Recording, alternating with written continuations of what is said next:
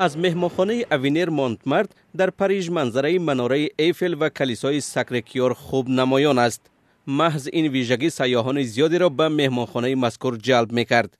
ولی امسال در پی گسترش بیماری کرونا ویروس نو حجره‌های آن خالی ماند. همکنون مهمانخانه در خود را برای شخصان بسرپناه گشوده است.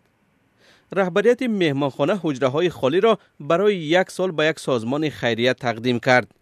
این سازمان هم در حجره‌ها آنهایی را جای می‌کند که به جای زیست ماندند.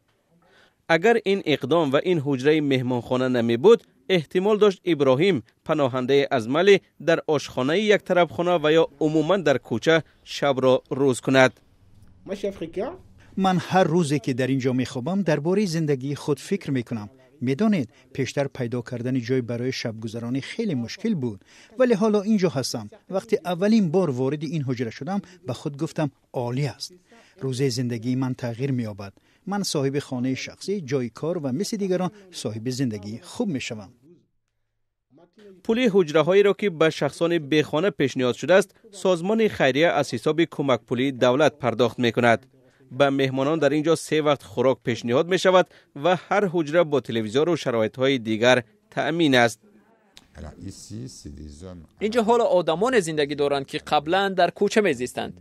آنها هستند که رابطه‌های اجتماعی خود را کندند، با خانواده‌های خود جدا شدند و یا آنهایی که تجربه تلخ مهاجرت را از سر گذرانیدند.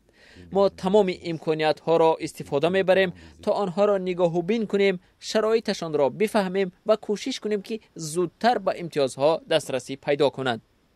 ماه ینور سال گذشته شهردار پاریژ در خیابان‌های این شهر 3600 شخص بسرپناه و آواره‌گرد را آشکار کرد. به گفته خیرخواهان کمک و دستگیری آنها سبب می شود تا این گروه آدمان برای خود جای کار و مکانی زیست و حق اقامت در فرانسه را پیدا کنند و از ورطه کمبزاعتی بیرون آیند.